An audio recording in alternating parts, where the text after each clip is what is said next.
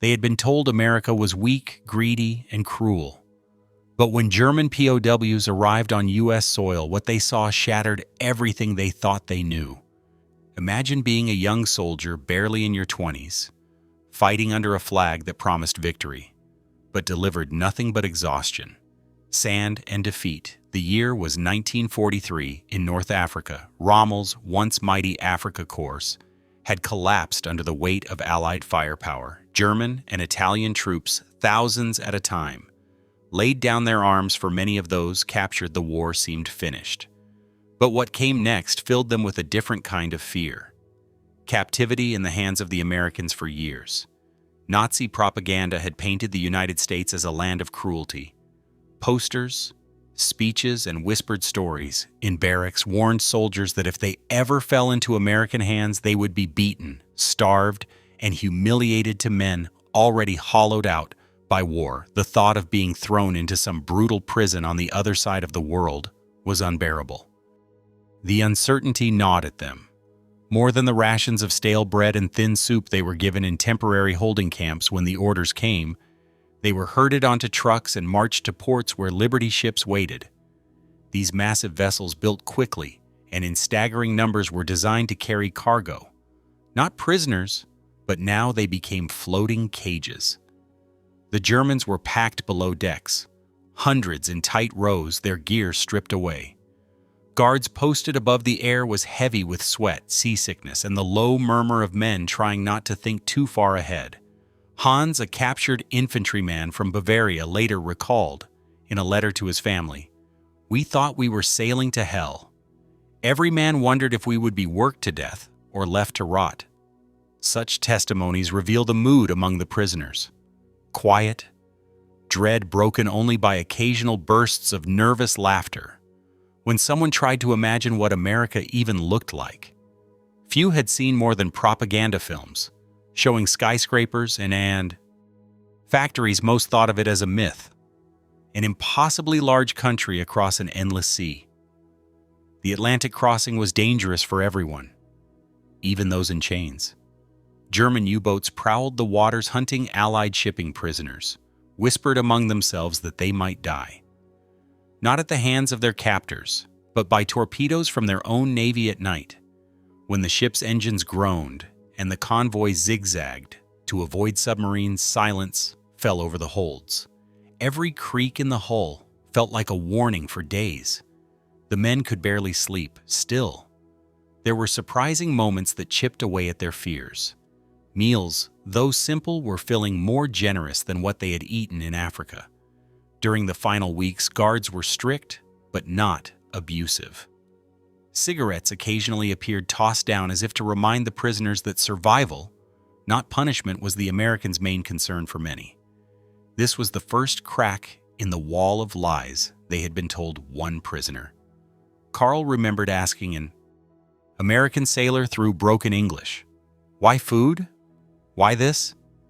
The sailor shrugged and replied, "Because you're prisoners, not animals." That short exchange carried more weight than Carl expected. He would repeat those words years later when describing the voyage to his grandchildren.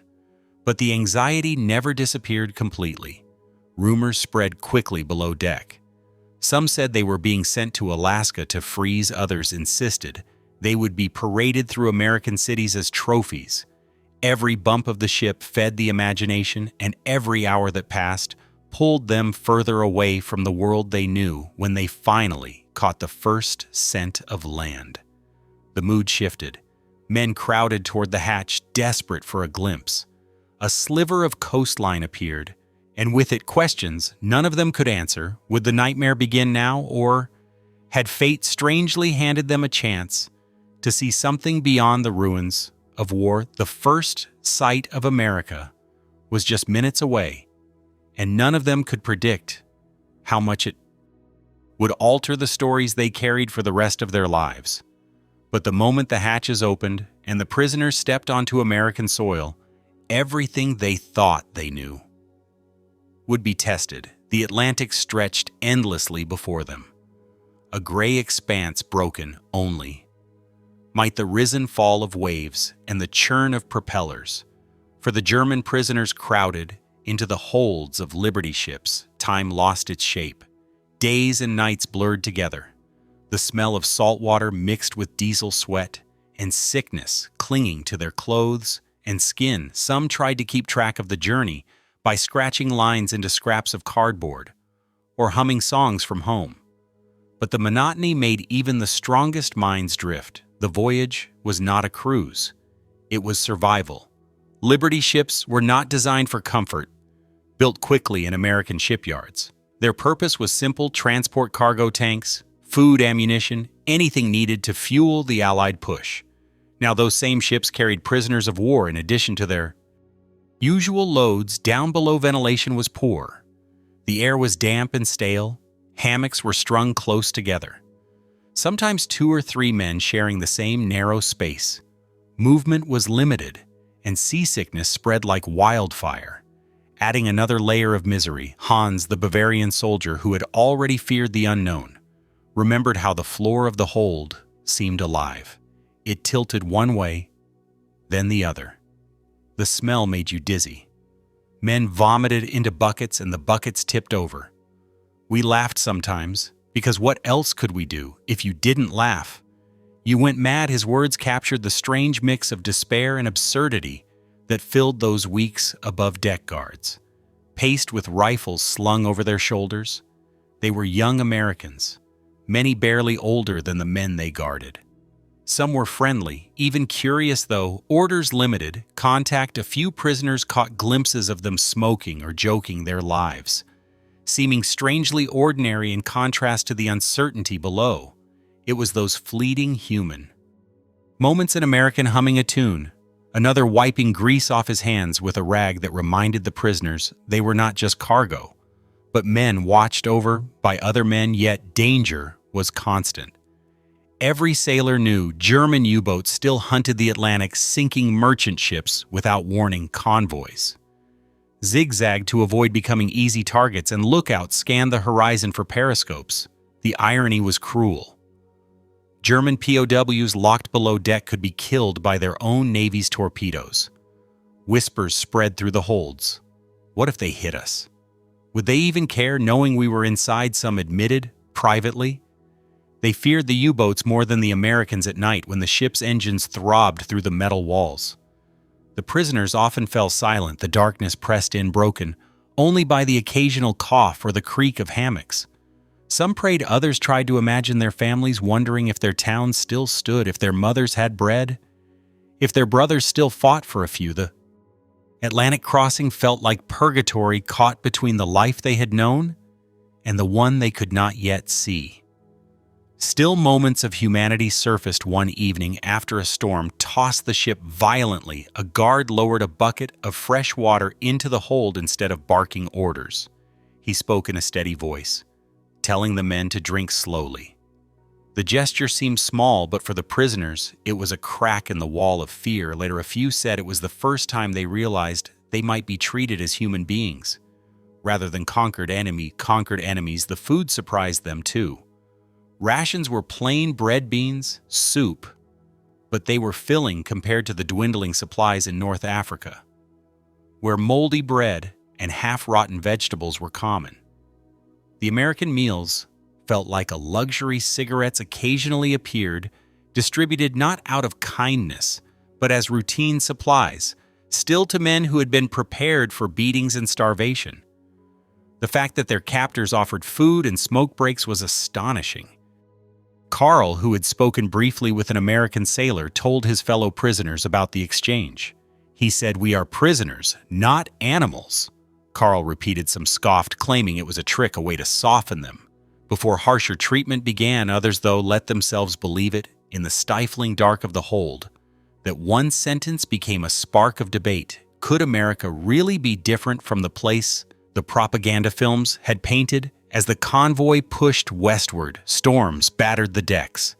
The sound of waves slamming against steel echoed below. Jolting men awake in panic. Buckets rolled across the floor, and the smell of salt and sickness grew sharper. But the ships held, and day by day the prisoners were carried closer to a land none of them had ever seen. By the second week, tension built. With every sunrise, the prisoners knew the ocean would end soon. But they had no idea what waited. Would they be locked in brutal camps made to labor until they collapsed? Would they be shown off like trophies? Paraded through American cities? Or, as a few dared to hope, would they be given a chance to live in conditions better than the ruins of Europe? When at last the cry went up, "Land!" the prisoners surged toward the hatches, straining for a glimpse. For days they had imagined this moment, and now the reality was near. The coastline came into view, faint at first, then sharper with docks, cranes, and the outline of buildings on the horizon. The smell of smoke and industry drifted over the water. Some men pressed their hands against the steel as if touching it would make the vision real. They had crossed the ocean, survived the storms, and escaped their own navy's torpedoes. But the most startling part of the journey was still ahead. But when the hatches opened and they stepped out into America, for the very first time, their expectations would be shattered in ways they could not imagine. The morning they finally stepped out of the dark holds, the air felt different, crisp, sharp, and filled with smells that hadn't reached them in weeks. Smoke from factories, salt from the harbor, and the faint sweetness of roasting coffee drifting across the docks as the hatches creaked open and sunlight flooded in. Hundreds of German prisoners squinted, shielding their eyes for the first time since their capture. They could see where fate had carried them. What they saw defied the images planted in their minds by years of propaganda. Instead of ruins or prison pits, there were towers and cranes rising along the horizon, steady lines of trucks and docks stacked with crates. New York Harbor was alive with motion, but not the kind they expected. The docks weren't scenes of desperation or rationing. They pulsed with order and abundance. Cargo ships unloaded mountains of goods, forklifts moved without pause, and workers shouted instructions across the piers with a rhythm that felt almost rehearsed to men who had watched European cities reduced to rubble. This was overwhelming. Hans, who had grown up near Munich, whispered to Karl, "Look, at this they act as if there is no war here." He wasn't exaggerating to the prisoners. America looked untouched, too strong to be vulnerable. The skyline glittered with windows intact. Roads were smooth and full of cars. Even the uniforms of the American soldiers seemed better fitted, cleaner and more casual than their own patched-up field gear as they were LED down the gangways. The smell of hot food carried on the wind lines of American cooks stood ready with steaming pots of stew bread and coffee. The prisoners, expecting to be jeered at or slapped, instead found themselves handed metal trays. Some looked suspiciously at the food, wondering if it was bait. Others devoured it instantly, stunned that their captors fed them so generously. One young soldier, barely 19, hesitated with his tray in hand. An American guard noticed and said in slow German, "Essen, eat." The boy obeyed, and as the stew warmed his stomach, his fear began to shift. He wasn't being treated as an animal or paraded as a spectacle. He was simply being fed. The shock deepened when the prisoners were offered cigarettes. Packs were tossed casually into the groups and men scrambled for them. Smoking was more than a habit, it was a comfort, a sign of normal life lighting up on American soil. Some felt as though they had crossed into another world from the docks. Trains waited to take them inland. Boxcars had been refitted with benches. Open windows letting in fresh air. Guards moved among the prisoners, rifles slung across their shoulders.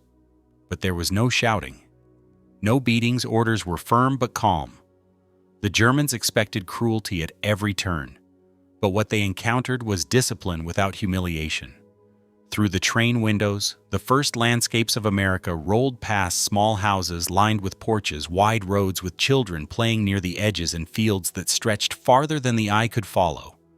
For men from bomb-scarred cities, the sight was surreal. There were no ruins, no craters, no desperate civilians queuing for scraps. Instead, life carried on. Families waved as the trains passed. In one town, school children ran to the tracks. Laughing curious to see the foreign soldiers staring back at them, Carl leaned toward the glass, his breath fogging the window. "They are not afraid of us," he muttered. It was true, the war felt distant here, almost like another planet to the Americans. These Germans were no longer enemies. They were prisoners, yes, but contained no longer dangerous to the Germans. That casual indifference was more disarming than hostility. The abundance stunned them most. They passed silos filled with grain trains loaded with cattle and shelves and station kiosks stacked with food. A few PODOS pressed their faces against the glass, staring at advertisements for Coca-Cola, ice cream, and chewing gum. These weren't luxuries in America. They were everyday items. The contrast with Europe, where sugar and meat were rare treasures, was impossible to ignore.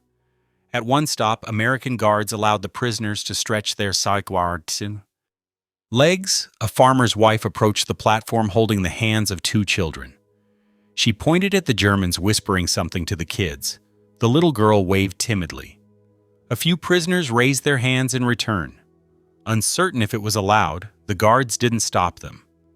That brief exchange, a silent greeting between enemies, lingered in the minds of many. Still, suspicion never fully disappeared. Some prisoners wondered if this hospitality was part of a clever trick. Would it last? Once they reached the camps, would the true punishment begin? Behind the barbed wire, others, though, felt the first seeds of doubt about what they had been told in Germany. If America was truly the brutal, decaying land their leaders described, why did it look so strong? Why did it treat its enemies with dignity? As the train pushed deeper into the countryside, those questions grew louder. Every farmhouse, every grocery store glimpsed from the tracks, chipped away at old certainties. They were prisoners, yes, but what they saw outside those windows was something their own nation could no longer provide: stability, safety, and abundance for many. This first glimpse of America planted a thought they would never forget. Maybe their world had lied to them. But the journey wasn't over. As the trains carried them farther inland, the prisoners would soon confront a new reality: the barbed wire towns that would define the rest of their captivity. The journey inland began with the clatter of wheels on steel rails for the German prisoners. It felt like stepping into another chapter of their captivity, one that carried as much mystery as fear packed into long trains. Ta watched America roll past in slow, mesmerizing frames. Each window revealed something they had not expected. Neat towns with whitewashed houses, silos brimming with grain barns, painted bright red, and highways humming with trucks. It was a picture of a nation not merely surviving the war, but thriving through it. For men who had left behind the smoking ruins of Cologne, Hamburg, or Berlin, the contrast was almost unbearable. The war had chewed up their homes, left craters where schools once stood, and reduced city blocks to ash. Here there were no ruins, no bomb sirens, no piles of rubble. Where families dug desperately for survivors, America seemed untouched, as though the war were happening on another planet. Hans leaned against the train's window, his forehead resting on the cool glass. "It's like another world," he whispered to Carl. Carl nodded, though his eyes narrowed with suspicion. "Another world, yes, but don't forget, we are still prisoners." The trains rattled through farmland that stretched endlessly. Cornfields rose like waves rolling across the horizon, and cattle grazed in pastures that looked impossibly rich compared to the thin, dying fields back in Europe. Farmers stood by their fences to watch the trains pass. Some waved, others simply stared. A few children, emboldened by curiosity, ran along the tracks until they could go no farther. Laughing breathlessly, it was difficult for the prisoners to process what they were seeing. They had been told America was a land of chaos, ruled by greed and plagued with poverty. Yet here were overflowing fields and towns, with grocery stores advertising bread, butter, and sugar in quantities that hadn't been seen in Germany for years. Even the stations where the train stopped briefly were stocked with baskets of fruit and shelves of canned goods. Prisoners pressed their faces to the glass, half believing it was a trick. some stage set designed to fool them at one station in Virginia. The guards allowed the men to step out. Under close watch, the platform was crowded with locals who had come to see the German prisoners for themselves. Whispers moved through the crowd. A few shouted insults, Nazis, while others remained silent, staring at the enemy up close. But to the surprise of the P0Ws, there were no fists thrown, no mobs waiting to punish them. Instead, the guards kept order with calm authority, shepherding the men back onto the trains. The Americans were firm but not cruel, a detail that lodged deep in the prisoners' minds. The conversations on board turned from fear to wonder. How can they have so much? One man asked, staring at another endless stretch of farmland. Another replied bitterly, because the war has not touched them. Still, envy was hard to silence. The sight of a family eating sandwiches on their porch sparked murmurs through the car for men who had eaten thin rations of turnips and bread crusts. The sight was almost painful. Not all reactions were admiration. Some prisoners bristled at the ease with which Americans seemed to live to them. The abundance proved the greed their leaders had warned about, but for others, the contradiction was too large to ignore. Could the propaganda really have been so wrong? Could a nation painted as weak and decadent be this strong, this organized, this full of food and fuel? The rhythm of the train lulled them into a strange state between awe and anxiety. At night, the prisoners dozed against one another, jolted awake whenever the train stopped or shifted tracks. The guards, often younger than the men they watched, moved among them with little more than clipped commands: sit quiet. Yet even in those stern voices, there was no rage. Some guards even traded cigarettes for German coins or small keepsakes, tiny exchanges that made the prisoners feel less like enemies and more like strangers caught in the same war. By the time the trains pushed southward and westward, the destination became clearer. They weren't being paraded through cities to be mocked. They weren't being dumped in barren wastelands. They were being delivered to camps. Whole towns behind wire constructed with barracks kitchens and guard towers through cracks in the train walls. They glimpsed rows of wooden huts surrounded by tall fences. Signs marked the entrances: prisoner of war, war camp. The sight struck them silent. Here was the next stage of their captivity for some. The fear returned. This would be the place of punishment, the hidden cruelty waiting after the generosity of arrival. For others, curiosity burned stronger. What would life inside be like? Would it mirror the strange fairness they had seen so far, or would the mask finally slip? Hans turned to Karl as the train slowed.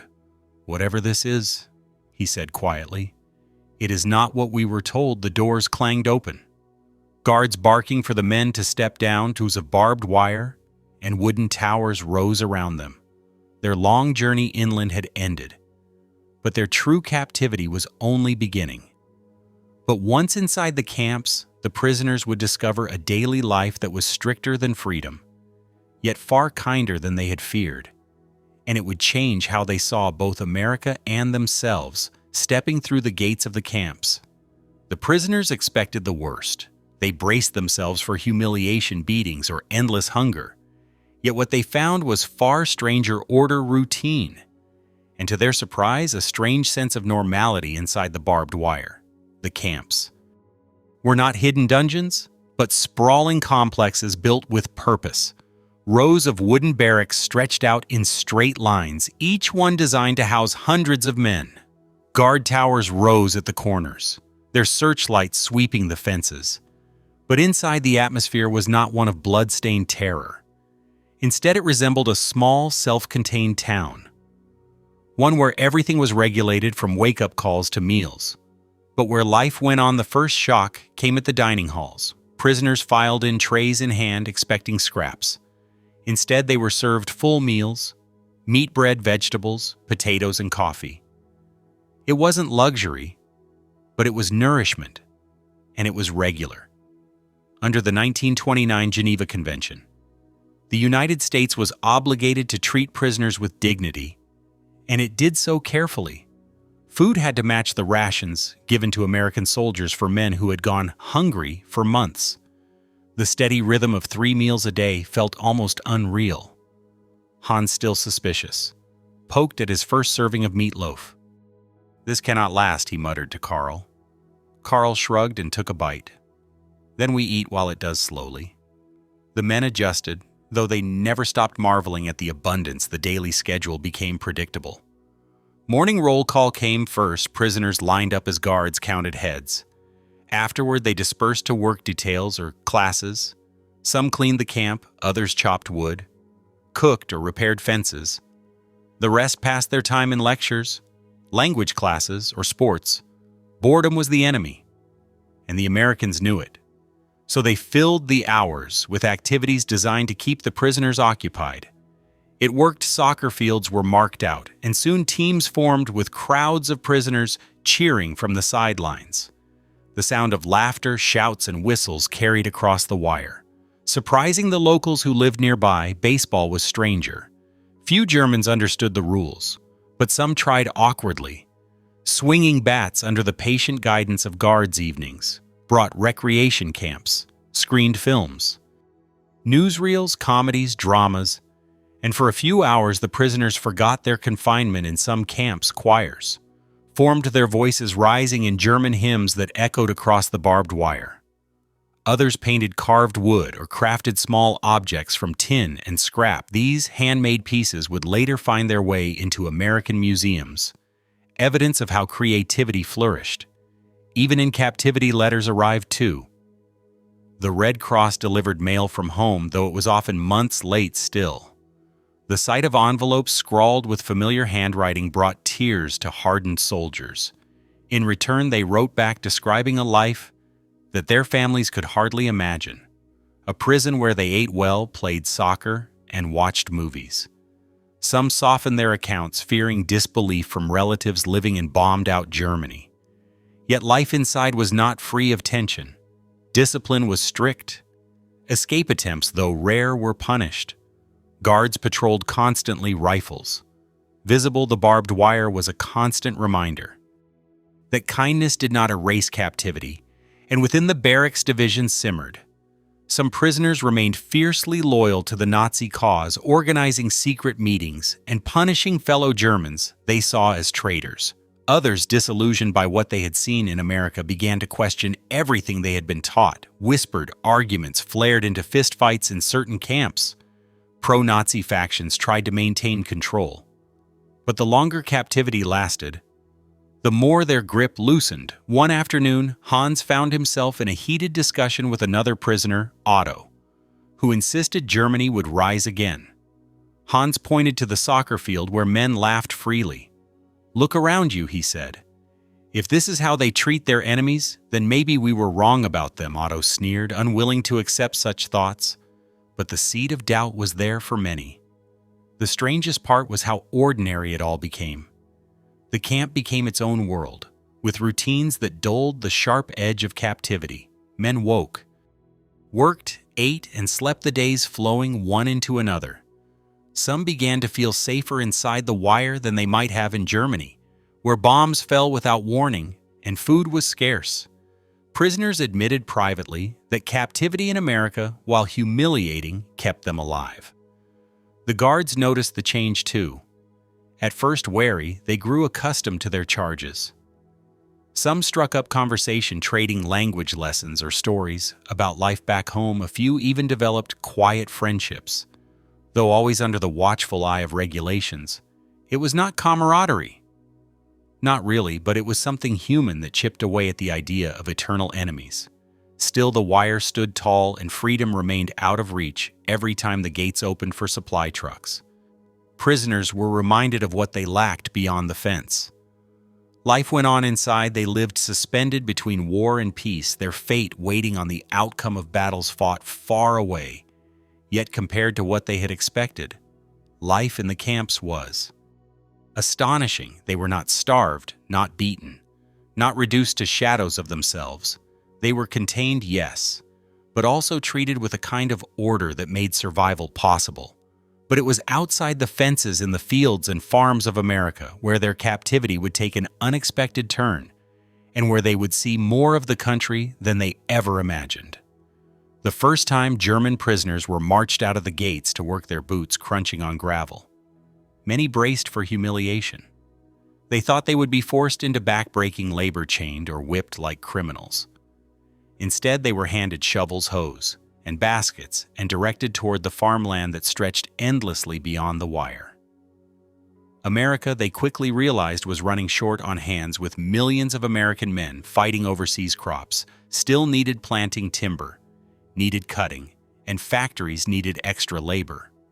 The prisoners under Geneva Convention rules could be assigned to non-military jobs, and in doing so, they became a crucial part of the American workforce.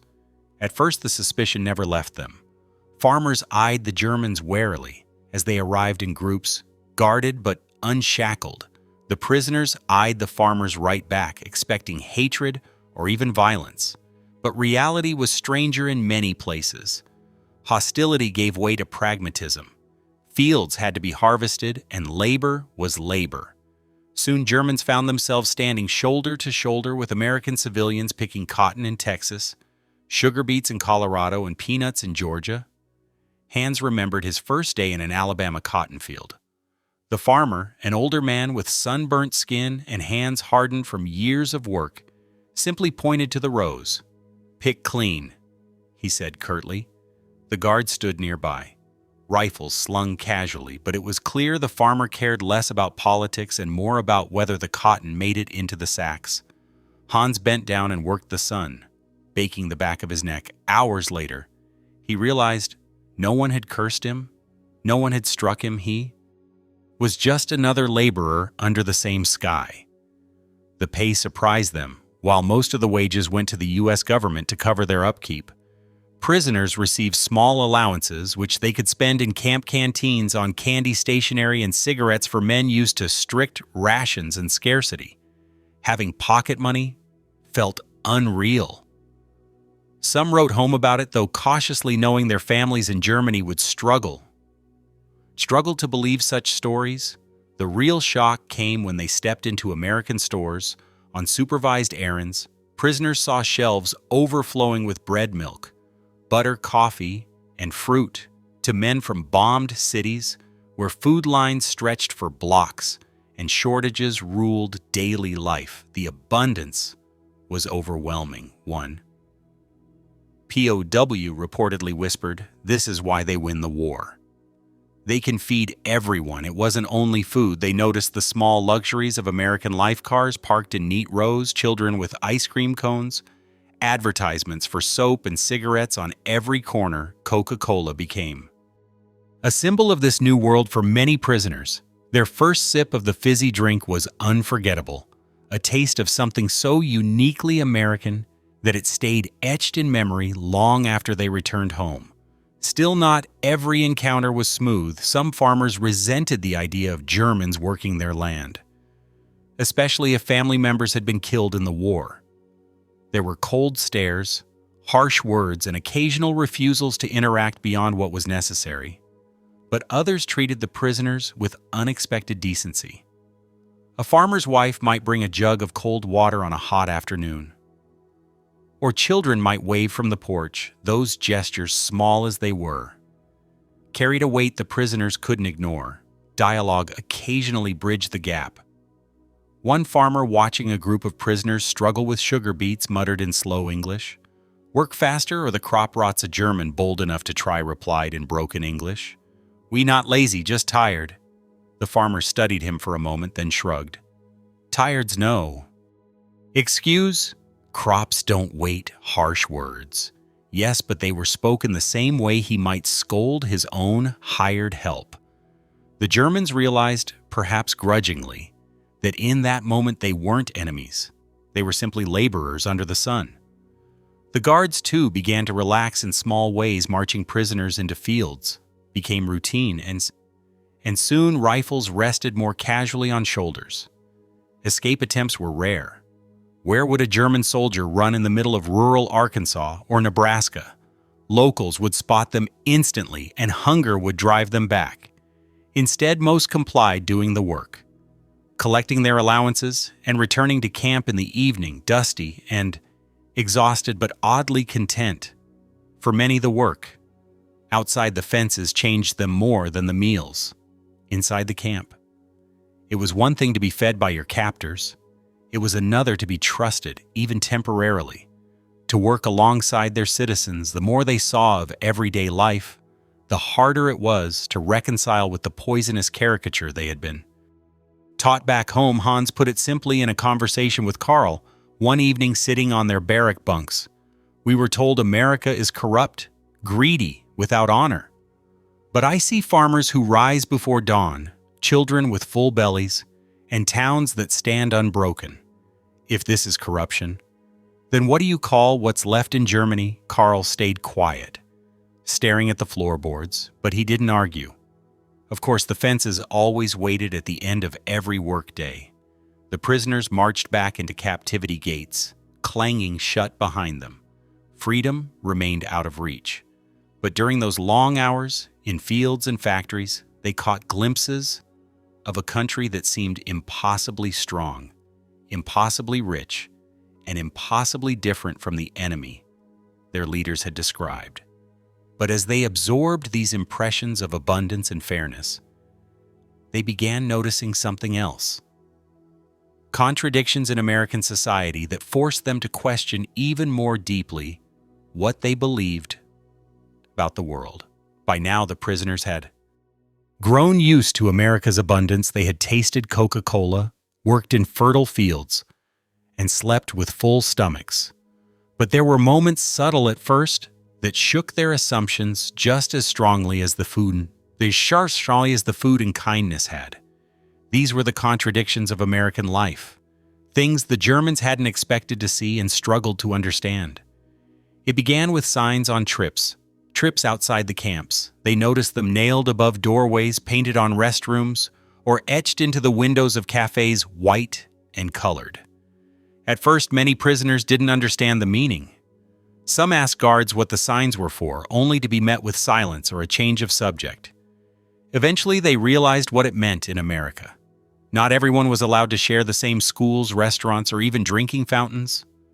The shock was sharper for those who had been fed years of Nazi propaganda. They had been told America was a land of chaos, where blacks ruled over whites, where morality had collapsed, and where weakness was. Everywhere, what they saw was far stranger. A country strong and wealthy, yet divided by rules that treated black Americans as second-class citizens, even compared to captured Germans. One scene stayed burned in Hans's memory at a military base in Georgia. Prisoners lined up for lunch in the mess hall across the room.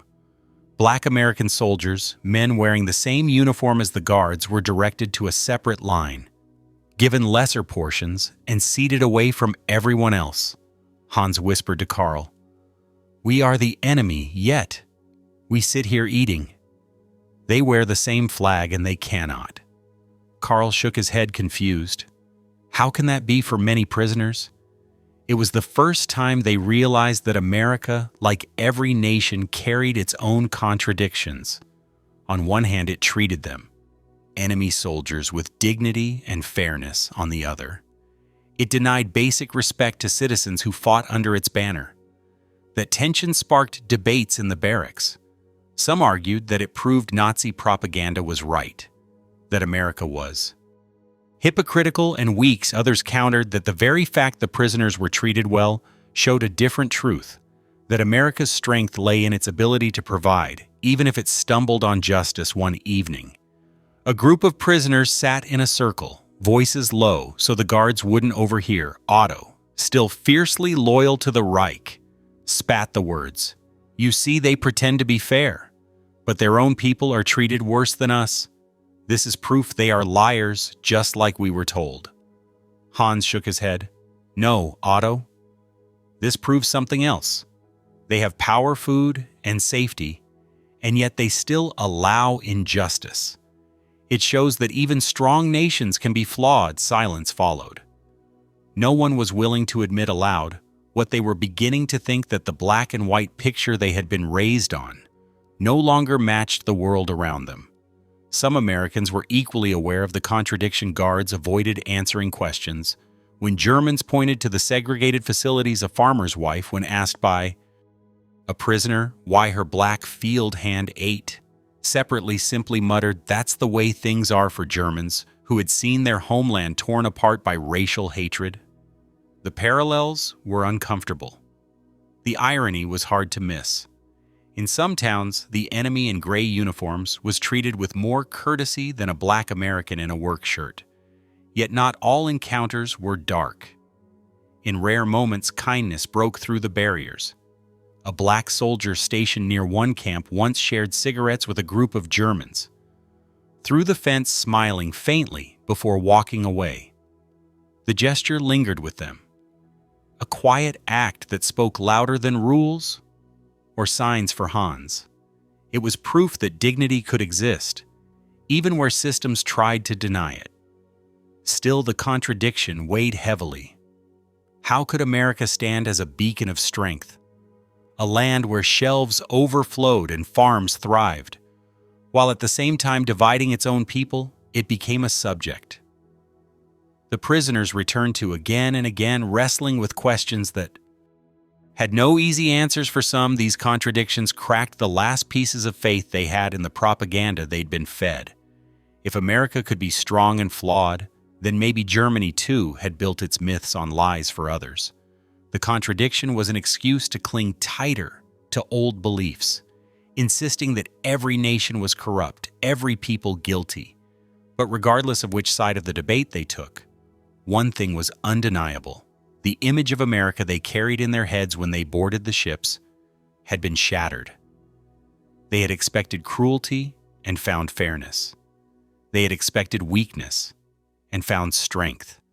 And now they had discovered that even strength came with shadows. But inside the wire, life continued. And in the small moments of conversation, music and laughter, individual stories began to emerge that would stay with the men long after the war ended by the second year of captivity. The shock of arrival had faded, but what lingered were the personal stories, the small human encounters that turned faceless prisoners and guards into people with names, voices, and memories. These were the moments that no official report could capture, the ones whispered in letters home or told decades later to grandchildren. Hans and Karl, inseparable since their surrender in North Africa, became familiar figures in their camp. Hans was curious, eager to test his English, while Karl was cautious, always watching for traps. One evening, while helping unload supplies under guard, Hans dared to speak to an American corporal stacking boxes nearby. "You like baseball?" Hans asked, pointing to the man's cap with the St. Louis Cardinals emblem. The corporal chuckled. "Surprised baseball. Sure you know it." Hans shook his head. "No, we kickball, fussball." He mimed a soccer kick, and the corporal laughed, mimicking the motion. For a moment, the war slipped away. Two young men born worlds apart shared a joke about games they loved. Later, back in the barracks, Hans told Karl, who frowned, "Careful. They are still the enemy." Hans leaned closer, maybe. "But enemies don't laugh at the same joke, do they?" Other friendships formed in stranger ways. A farmer in Kansas, desperate to harvest his wheat before a storm, worked alongside a group of German prisoners at the end of the day. Sweat pouring from every man, he pulled out a jug of lemonade and passed it around. He didn't say much, just nodded as each prisoner drank. But that gesture became something the men never forgot. One wrote years later, "I realized then that survival makes equals. Of us all, enemy or not. We were men in the same field, thirsty, under the same sun. Art became another bridge."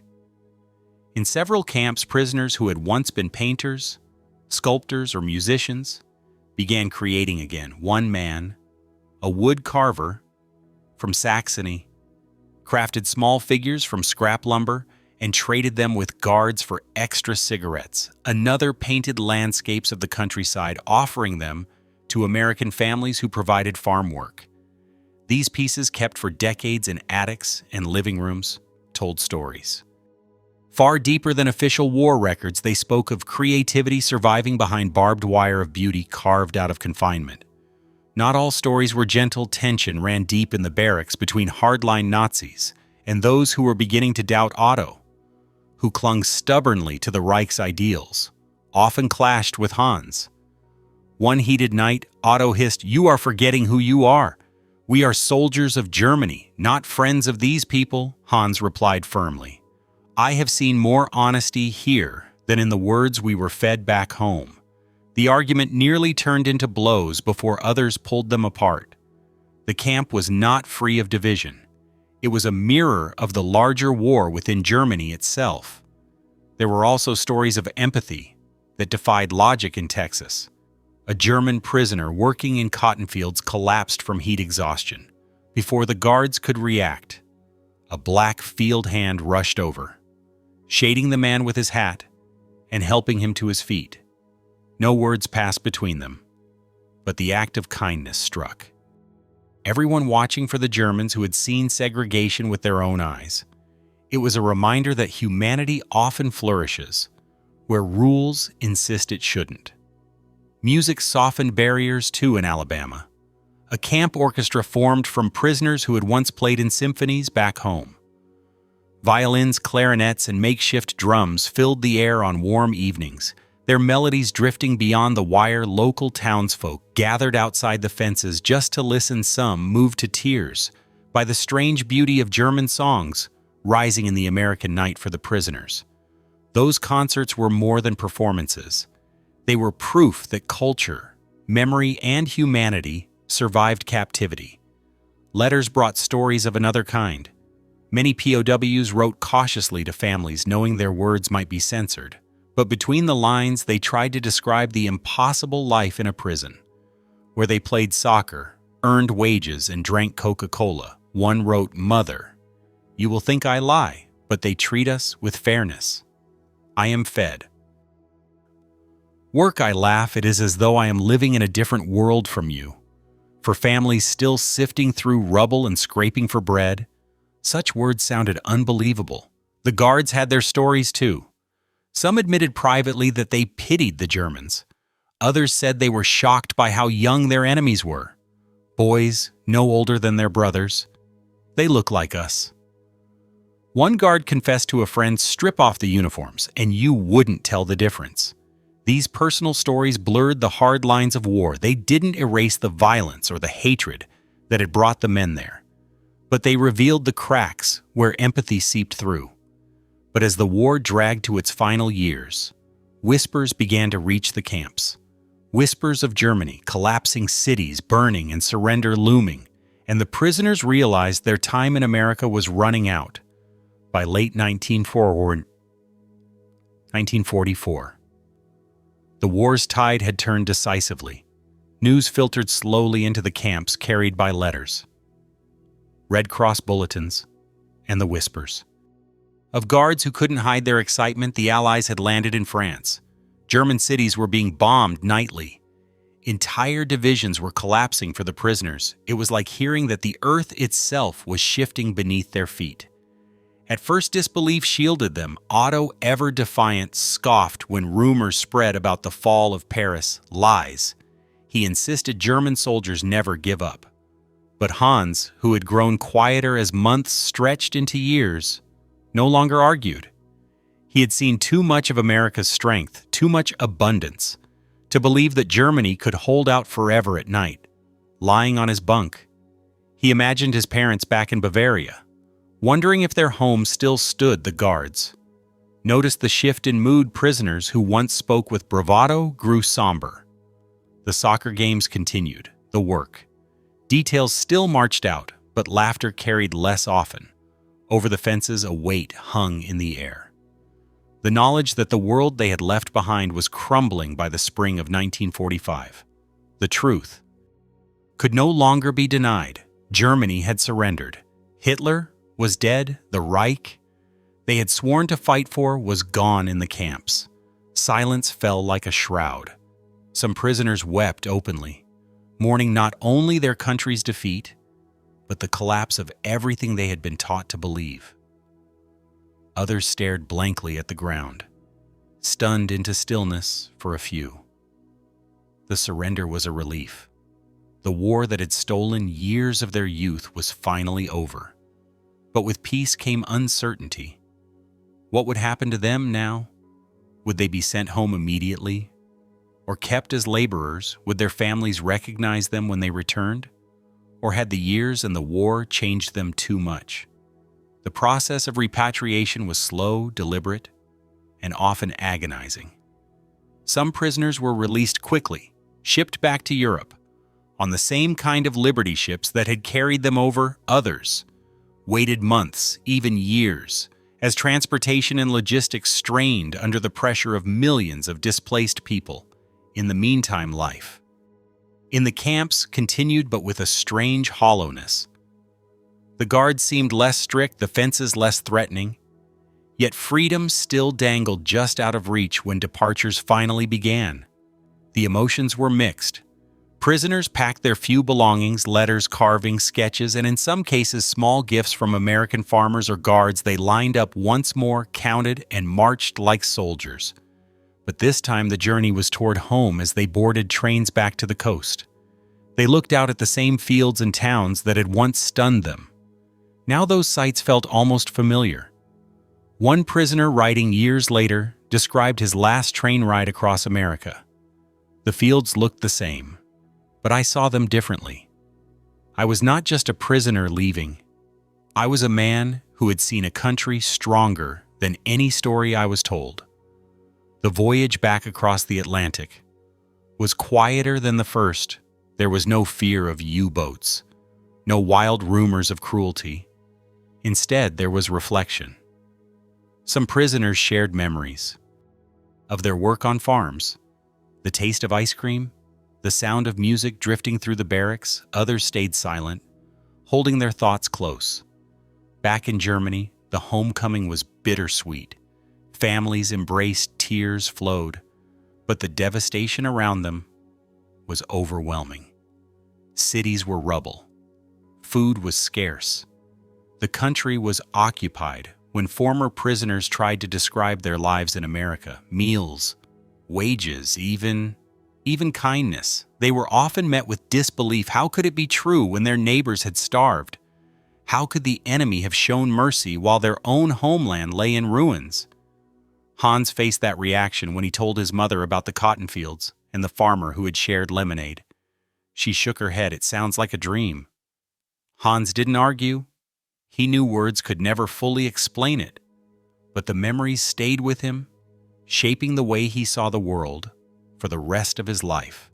For some, the pull of America was too strong to ignore. A number of former prisoners later applied to emigrate. Seeking the life they had glimpsed through train windows and camp fences, they returned not as enemies, but as immigrants raising families in the very country they had once fought against. Their children grew up as Americans, carrying only fragments of the story their fathers rarely told. In full, others remained in Germany, trying to rebuild.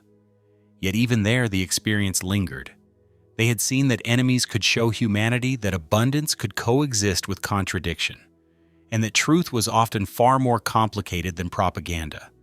As the years passed, reunions and letters between former prisoners and American families surfaced. A carved figure or a painting would be returned with a note made by a German in the camp 1944.